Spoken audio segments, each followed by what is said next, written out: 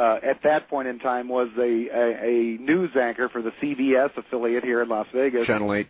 Yes, and he had extensive correspondence with Los Alamos as well as Kirk Meyer, which was one of the subcontractors that Bob worked for, and they all denied.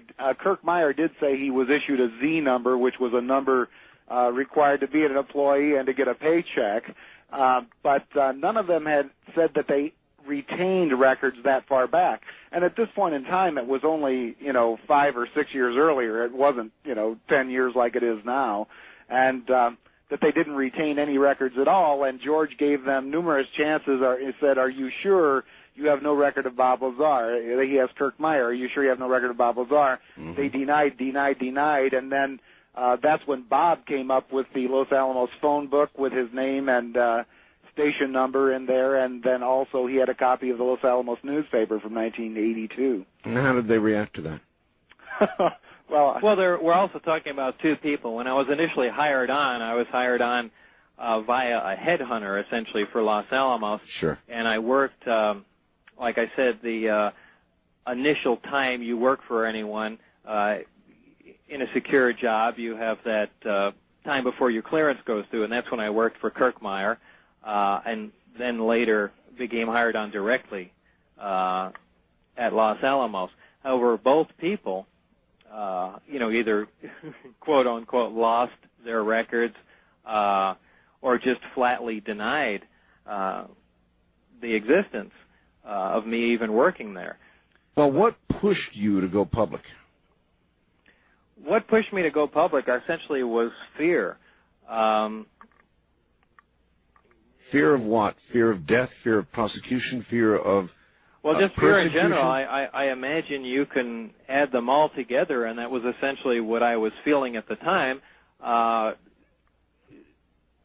that time, I had nothing other than what I had said to anybody. For the most part, if I suddenly disappeared off the face of the earth, nobody would have noticed. Well, not only would nobody would have noticed, I certainly have friends and family that would miss me, but no one would have known exactly what happened. And people disappear all the time. Right. Well, especially in Las Vegas. So I at least wanted to get what was going on out in the open. And I believe it worked very well. It was essentially a pushback against all the force that was leaning on me.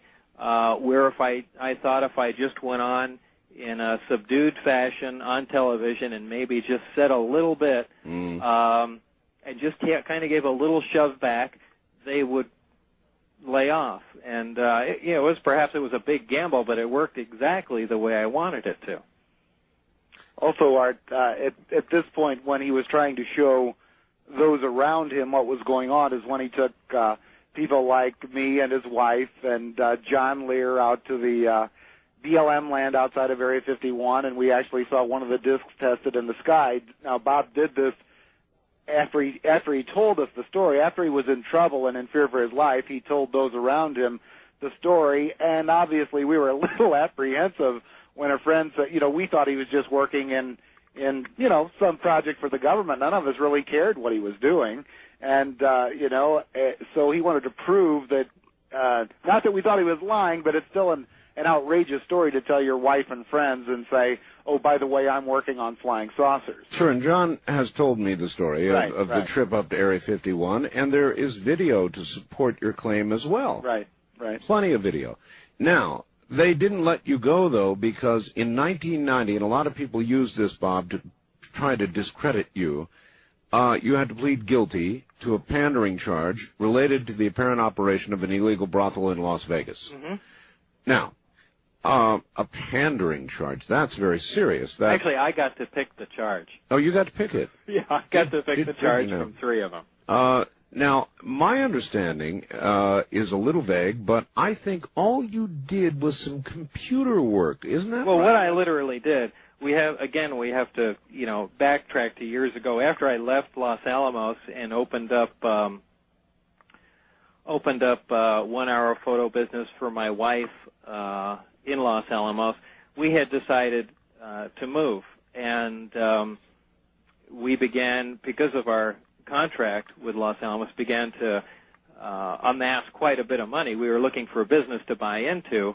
One of the things we invested in was one of the legal brothels in northern Nevada.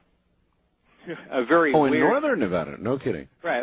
Well, this was years ago. Yeah, people need to know, here in my county of Nye, we have legal brothels, and near Reno they have legal brothels as well. Right, which is up where this was. Okay. And it was just another business, just an investment opportunity. We had made money off of it and later got rid of it. However, an amazing coincidence, after I left the lab and we decided to move to Nevada, which is essentially what brought me to Las Vegas here. I had businesses in Southern California, in Northern Nevada, and in New Mexico, and I needed a central hub, and that's the only reason I moved out to Las Vegas. Sure. So essentially you knew the brothel business at that point. Well, yeah, to some extent.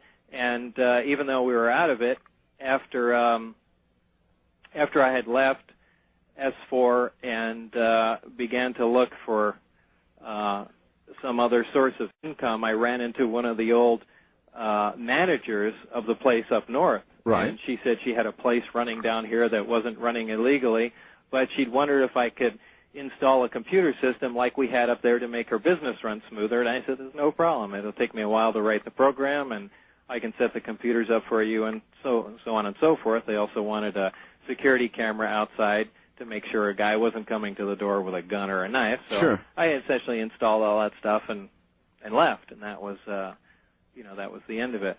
However, only it wasn't the end of it. No, it wasn't the end of it, and certainly it was pretty. Actually, Art, what happened after that is, as you well know, living here in Southern Nevada, that when George Knapp did his special UFOs the Best Evidence in November of '89, George won an Emmy for it, and it was one of the highest rated shows in the history of Southern Nevada.